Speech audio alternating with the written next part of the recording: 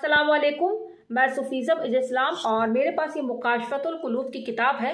اس کتاب میں آج آپ کو باب 32 یہ پڑھ کر سناؤں گی، جس کا ٹاپک ہے دنیا کی مذمت برائی۔ اعوذ باللہ من الشیطان الرجیم، بسم اللہ الرحمن الرحیم۔ بعض تارکین دنیا کا کہنا ہے نیک عمل کرنے میں آگے آگے رہو، اللہ تعالیٰ سے ڈرتے رہو، جھوٹی امیدوں میں نہ پڑو، موت کو نہ بھولو اور دنیا سے رغبت نہ رکھو، کیونکہ یہ فریبی اور مکار ہے جس نے دھوکہ دے کر خدا کی راہ سے دور کر دیا۔ اس کی جھوٹی امیدوں نے تمہیں آزمائش میں ڈال دیا اور یہ تمہارے سامنے انتہائی حسین شکل بہروپ میں بے پردہ دلہن بن کر آتی ہیں۔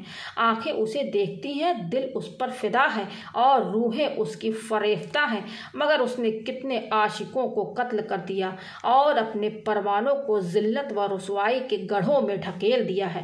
تم اسے حقیقت دیکھنے والی نگاہ سے دیکھو تو معلوم ہوگا یہ مصیبتوں کا گھر ہے۔ اس کے خالق نے بھی اس کی مذمت کی ہے۔ اس کا ہر نیا پرانا ہو جاتا ہے، اس کی سلطنت ختم ہو جاتی ہے، اس کا معزز ذلیل ہو جاتا ہے، اس کی کثرت قلت میں بدل جاتی ہے، اس کی محبت فنا ہو جاتی ہے، اس کی بھلائی گزر جاتی ہے۔ اللہ تم پر رحمت کرے، غفلت سے جاگو، اس کی میٹھی نیند سے بیدار ہو جاؤ، اس سے پہلے کہ کہا جائیں فلاں بیمار ہے یا اسے جان کے لالے پڑے ہیں۔ کوئی ایسی دوا یا ایسا طبیب ہے جو اسے شفا دے؟ پھر حکیم بلایا جائے اور وہ تیری زندگی کے بارے میں نا امیدی کا اظہار کرے۔ پھر کہا جائے کہ فلاں نے اپنی دولت کا حساب لگا کر وصیت کر دی ہے۔ پھر کہا جائے اس کی زبان بند ہو گئی اور وہ اپنے رشتہ داروں سے بات نہیں کر سکتا اور پڑوسیوں کو نہیں پہچان سکتا۔ اس وقت تیرے ماتھے پر پسینے کے قطرے ابھر آئیں، تیرا رونا دھونا سنائی دے، موت پر تیرا یقین پکا ہو جائے، تیری نگاہ ٹکٹکی باندھ کر دیکھنے لگے، تیرے اندیشے سچ ثابت ہوں، تیری زبان گونگی ہو جائے، تیرے رشتہ دار رونے لگے اور تجھ سے کہا جائے یہ تیرا فلاں بیٹا ہے، یہ تیرا فلاں بھائی، مگر تو ان سے بات نہ کر سکے، تیری زبان پر مہر لگ جائے، تو اسے ہلا نہ سکے، پھر تجھ پر موت طاری ہو، تیرے تمام اعضاء انگوں سے روح نکالی جائے اور اسے آسمان کی طرف لے جایا جائے۔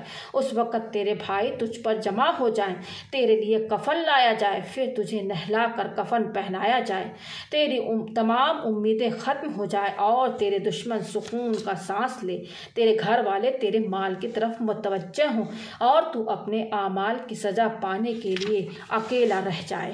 ایک زاہد کی ایک بادشاہ کو نصیحت۔ کسی تارک دنیا نے ایک بادشاہ سے کہا کہ دنیا کی مذمت اور اسے چھوڑ دینے کا لوگوں میں سب سے زیادہ مستحق وہ شخص ہے جو مالدار ہے اور دولت کے بل بوتے اپنے کام انجام دے رہا ہے۔ ہو سکتا ہے اس کے مال پر کوئی آفت نازل ہو کر اسے محتاج کرنے یا کوئی آفت اس کی جمع کی ہوئی پونجی اور اس کے درمیان جدائی ڈال دے، یا کوئی بادشاہ اس کے مال و دولت کو برباد کرتا ہوا گزر جائے، یا کوئی تکلیف اس کے جسم میں داخل ہو جائے، یا دنیا کی کوئی جان سے پیاری چیز اسے دوستوں کی نظروں میں گرا دے۔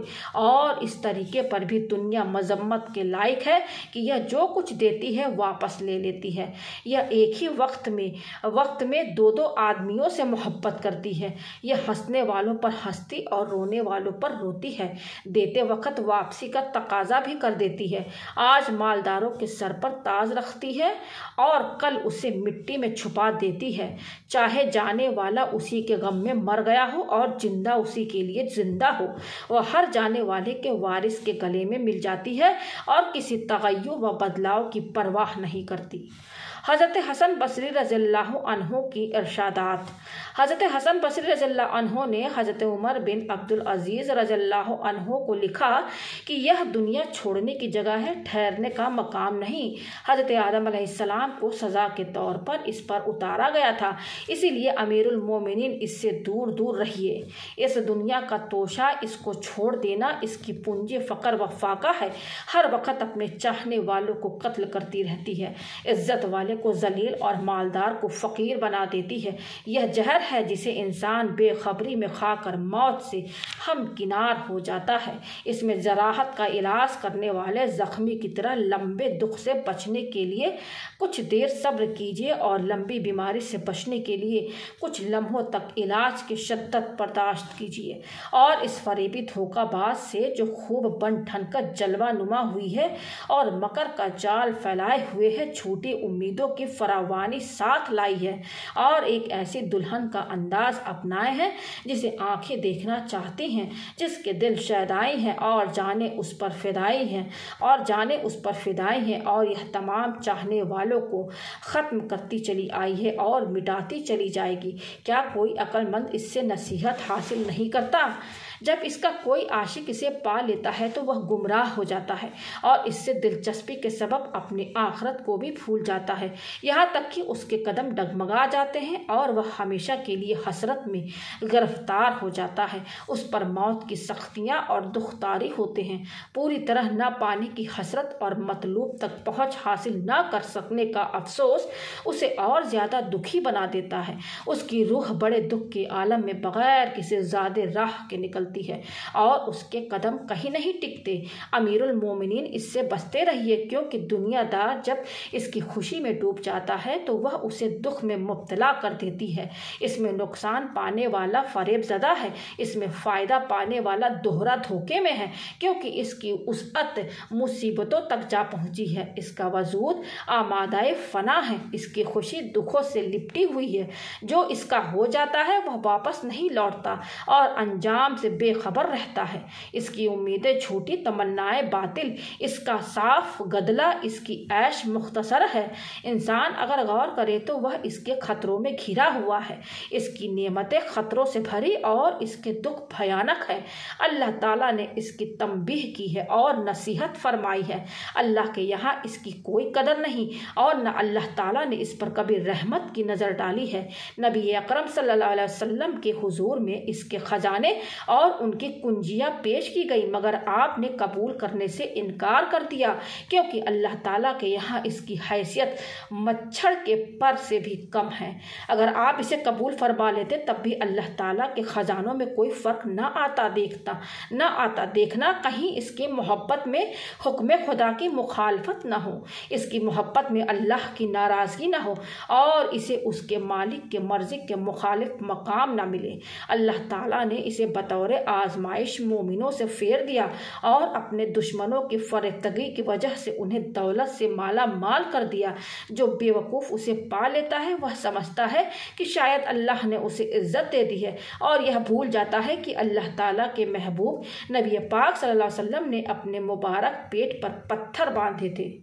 مذمت دنیا میں ایک اور حدیث قدسی ہے۔ اللہ تعالیٰ نے حضرت موسیٰ علیہ السلام سے فرمایا کہ جب تو دولت مندی کو اپنی طرف آتا دیکھیے تو سمجھ لینا کہ کسی گناہ کی سزا آ رہی ہے، اور جب فقر و فاقہ کو دیکھے تو کہے خوش آمدید، کیونکہ یہ نیکوں کی علامت ہے۔ اے لوگو، اگر چاہو تو عیسیٰ علیہ السلام کے نقش قدم پر چلو، جو فرمایا کرتے تھے کہ بھوک میری کھال، ڈر میری عادت، اون میرا لباس، سردیوں میں سورج کی کرنیں میری آگ، چاند میرا چراغ، دو پاؤں میری سواری اور زمین کی سبزیاں میری غذا ہیں۔ نہ صبح میرے پاس کچھ ہوتا ہے اور نہ شام کو کچھ ہوتا ہے، مگر دنیا میں مجھ سے بڑھ کر کوئی غنی نہیں۔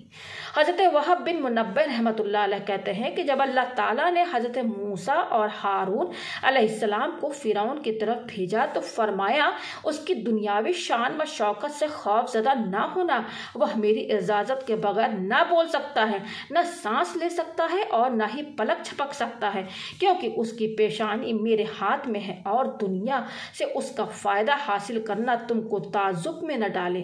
یہ چیز دنیا کی رونق ہے، بے وقوفوں کا سنگار۔ اگر میں چاہوں تو تمہیں ایسی جاہ و حشمت، روب و دبدبہ اور دنیاوی قدر و منزلت دے کر بھیجوں کہ فرعون دیکھتے ہی اپنے عز لاچاری کا اقرار کر لے، لیکن میں نے تم سے دنیا کو پوشیدہ کر لیا ہے اور تمہاری توجہ اس سے ہٹا دی ہے، کیونکہ میں اپنے دوستوں کو दुनियावी नेमतों से दूर कर देता हूँ, जैसे मेहरबान गड़रिया अपनी बकरियों को हलाकत खेज चरागाहों से दूर रखता है और मैं उन्हें दुनिया के फरेब से बचाता हूँ, जैसे चरवाहा अपने ऊँटों को खतरनाक जगहों से बचाता है। यह उनकी हिकारत के लिए नहीं बल्कि इसलिए है कि वह मेरी बख्शी हुई इज्जत से पूरा हिस्सा पाले। मैं अपने दोस्तों को इंकिसारी, खौफ, दिलों के खुजू व खुशू और तकवा से सजाता हूँ, जिनका असर उनके जिस्मों पर जाहिर होता है। यही उनका लिबास है, यही उनका जाहिर और यही उनका बातिन है। यही उनकी मतलूबा नजात, तमन्नाएं, काबिल फ़ख्र, इज्जत और पहचान है।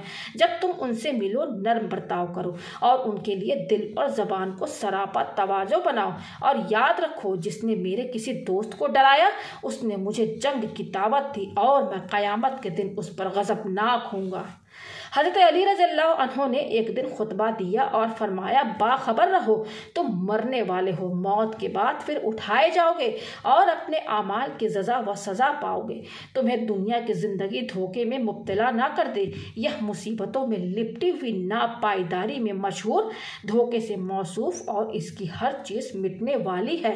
यह अपने चाहने वालों में डोल की तरह है, हमेशा एक हालत में नहीं रहती। इसमें उतरने वाले मुसीबतों से नहीं बच सकते, मुसीबतों से नहीं बच सकता। कभी तो यह अपने चाहने वालों पर खुशी व मसरत बिखेरती है और कभी गम व अंदोह से हमकिनार कर देती है। इसकी हालतें मुख्तलिफ है, यह अदलती बदलती रहती है। इसमें आराम काबिल मजम्मत और उसअते माल नापायदार हैं। यह अपने बसने वालों को तीरों की तरह कमान से निकालकर निशानों पर मारती रहती है और उन्हें मौत से हमकिनार करती रहती है। हर किसी की मौत का वक्त मुकर्रर है और हर शख्स को पूरा रिस्क दिया जाता है। और ऐ बंदगाने खुदा, बाखबर रहो, तुम उस रास्ते के राही हो जिस पर तुमसे पहले लंबी उम्रों वाले गुजर चुके हैं। वह तुमसे ज़्यादा ताकतवर, बेहतरीन कारीगर और अच्छी यादगारें छोड़ने वाले थे, मगर दुनिया के इनकलाब में उनकी आवाज़ें खामोश हो गईं। उनके जिस्म बोसीदा, शहर वीरान और यादगारें मिट गईं और मजबूत महलों और खुशियों के बदले में उन्हें पत्थरों के तकिए मिले और पत्थरों से तैयार की हुई कब्रें उनका मदफन बनी। उनके ठिकाने करीब हैं लेकिन उनके मकीन दूर के हैं। वह अपने कबीला से अलहदा और मोहल्ला वालों से बेपरवाह हैं। उनका आबादी से कोई ताल्लुक नहीं। रिश्तेदारों और पड़ोसियों के करीब होते हुए भी उनका आपस में कोई मेल मिलाप नहीं है। और मेल मिलाप हो भी कैसे सकता है? उन्हें मुसीबतों की चक्कियों ने पीस दिया है और नमनाक मिट्टी और पत्थर उन्हें खा गए हैं। वह चंद दिनों की जिंदगी गुजार कर मर गए। उनकी खुशहाली पुराना किस्सा बन गई। उनकी मौत पर उनके अजीज रोए और वह मिट्टी के नीचे जा सोए। उन्होंने दुनिया से कूच किया, अब उन्हें वापस नहीं आना है। अफसोस, सद अफसोस। गोया वह एक हुक्म से जो कहने वाले की जबान से निकल चुका अब लौट कर किस तरह आ सकता है। और उनके सामने क़यामत के दिन तक आलम बरज़ख है। गोया तुम भी वैसे ही हो जैसे वह हो चुके। वही दुख, वही सब्र में तन्हाई है। तुम उन कब्रों के गिरवी हो और उन्हीं में तुम्हें रहना है। तुम पर क्या बीतेगी अगर तुम उन बातों को देख लो। जब कब्रें खोली जाएंगी, दिलों के राज सामने होंगे और तुम आमाल का बदला हासिल करने के लिए रब ताला के सामने खड़े होंगे। गुज़श्ता गुनाहों पर तुम्हारे जिगर फटने को होंगे। तमाम पर्दे हट जाएंगे और तमाम गुनाह और राज की बातें तुम्हारे सामने होंगी। तब हर एक को उसके आमाल का बदला दिया जाएगा। फरमाने इलाही है ताकि बुरे अपनी बुराइयों की सज़ा और नेक अपनी अच्छाइयों की सज़ा पाएं। और मज़ीद फरमाया कि नामाए आमाल रखे जाएंगे, हर नेक व बद उसे देखेगा। अल्लाह ताला हमें और आपको अपने अहकामात पर अमल पैरा होने और अपने दोस्तों के नक्शे कदम पर चलने की तौफीक दे ताकि हम उसकी रहमत के तुफ़ैल खुल्द बरी को हासिल कर ले। बेशक वह हमीद व मजीद है। बाज़ अक्लमंदों का कौल है कि दिन तीर और लोग निशाने हैं।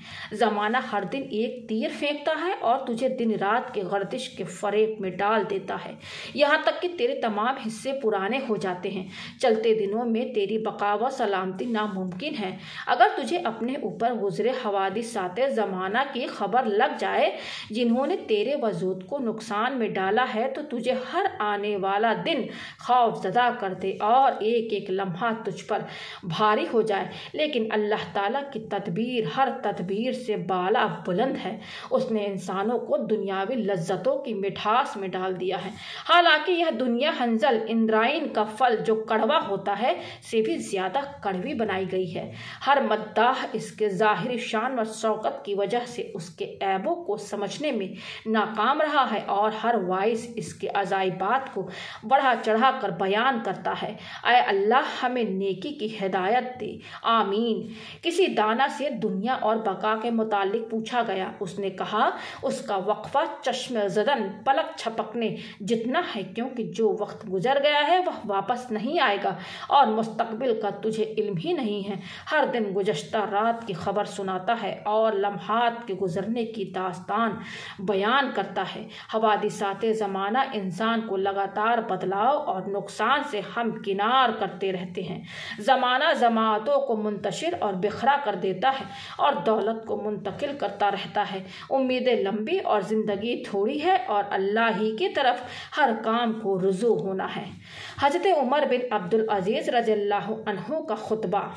حضرت عمر بن عبدالعزیز رضی اللہ عنہ نے خطبہ میں فرمایا، اے لوگو، تم ایک خاص مقصد کے لیے پیدا کیے گئے ہو۔ اگر تم اس کی تصدیق کرتے ہو تو تم بے وقوف ہو، کیونکہ تمہارے اعمال ویسے نہیں ہیں، اور اگر تم اسے جھٹلاتے ہو تو ہلاکت میں پڑ گئے ہو۔ تمہیں اس دنیا میں ہمیشہ نہیں رہنا ہے، بلکہ ایک جگہ سے دوسری جگہ منتقل ہونا ہے۔ اے بندگان خدا، تم ایسے گھر میں رہتے ہو جس کا کھانا گلے میں فندہ ہے اور جس کا پینا اچھو لگنا ہے۔ اگر تم ایک نعمتوں کے حصول میں خوش ہوتے ہو تو دوسری نعمتوں کی جدائی تمہیں مغموم کر دیتی ہے، اور اس گھر کو پہچانو جس کی طرف تم کو لوٹنا ہے اور جس میں تم کو ہمیشہ رہنا ہے۔ پھر آپ روتے ہوئے ممبر سے اتر آئیں۔ حضرت علی رضی اللہ عنہ نے اپنے خطبہ میں فرمایا، میں تمہیں اللہ تعالیٰ سے ڈرنے اور دنیا کو چھوڑنے کی وصیت کرتا ہوں۔ دنیا تمہیں چھوڑنے والی ہے، مگر تم اس سے چمٹے ہوئے ہو۔ وہ تمہارے اجسام بوسیدہ کرتی جا رہی ہے اور تم اسے نیا کرنے کی فکر میں ہو۔ تمہاری مثال ایک مسافر کی ہے۔ دنیا میں تم سفر آخرت کے لیے زیادہ راہ تیار کرنے آئے ہو۔ جس طرح مسافر کو سفر کے درمیان آرام نہیں ہوتا اور وہ رات و دن منازل طے کرنے کے لیے قدم مارتا چلا جاتا ہے، اسی طرح دنیا میں قرار نہیں لینا چاہیے اور رات و دن نیک اعمال کے قدموں سے آخرت کا سفر طے کرنا چاہیے۔ بہت سے انسان ایسے ہیں جن کی موت قریب آ گئی، اور کچھ ایسے ہیں جن کی زندگیوں میں سے ابھی ایک ہی دن باقی ہے۔ اسے تلاش کرنے والا اس کی تمنا میں اسے چھوڑے جاتا ہے، اس لیے اس کے دکھ و تکلیف پر واویلا مت کرو، کیونکہ یہ سب چیزیں جلد ختم ہونے والی ہیں۔ اس کے مال و دولت پر خوشی نہ مناؤ، کیونکہ یہ جلد ختم ہو جائے گی۔ طالب دنیا پر حیرانگی ہے، وہ دنیا کو تلاش کر رہا ہے اور موت اس کی تلاش میں ہے۔ وہ موت سے غافل ہے، مگر موت اس سے غافل نہیں ہے۔ ارباب طریقت کا دنیا کے حصولوں میں طریقہ۔ حضرت محمد بن حسین رحمۃ اللہ علیہ کا قول ہے کہ جب اہل علم و فضل، صاحب ادب و معرفت لوگوں کو معلوم ہوا کہ اللہ تعالیٰ نے دنیا کی مذمت کی ہے، وہ اس کے حضور میں انتہائی ذلیل چیز ہے اور وہ اسے اپنے دوستوں کے لیے پسند نہیں کرتا، اور حضور پاک صلی اللہ علیہ وسلم نے اسے کنارہ کشی پسند فرمائی ہے اور صحابہ کرام رضی اللہ عنہم کو اس کے فریب سے بچنے کی تاکید کی، تو اہل علم حضرات نے اس سے درمیانی حصہ لیا، باقی کو اللہ کی راہ میں بانٹ دیا۔ وہ قوت لا یموت تھوڑی روزی پر راضی ہو گئے اور باقی کو چھوڑ دیا۔ انہوں نے معمولی کپڑوں سے تن ڈھانپا، معمولی غذا سے بھوک مٹائی اور دنیا کو فانی اور آخرت کو باقی سمجھتے ہوئے وہ دنیا سے ایک سوار کا زیادہ راہ لے کر چلے۔ انہوں نے دنیا کو ویران اور آخرت کو آباد کر لیا، اور وہ سراپا آخرت کی طرف متوجہ ہو گئے، جس کے متعلق انہیں یقین تھا کہ وہ جلد ہی اسے پالیں گے، اور وہ دلی طور پر آخرت کی طرف کوچ کر گئے، جس کے متعلق انہیں کامل یقین تھا کہ وہ جلد ہی اپنے جسموں سمیت ادھر ہی جائیں گے جہاں وہ بڑی نعمتیں حاصل کریں گے اور مصیبتوں سے انہیں کوئی واسطہ نہیں ہوگا، اور یہ سب کچھ اللہ کی توفیق سے ہوگا، جس کی پسند انہوں نے اپنی پسند اور جس کی ناپسندیدگی کو انہوں نے ناپسند سمجھ لیا ہے۔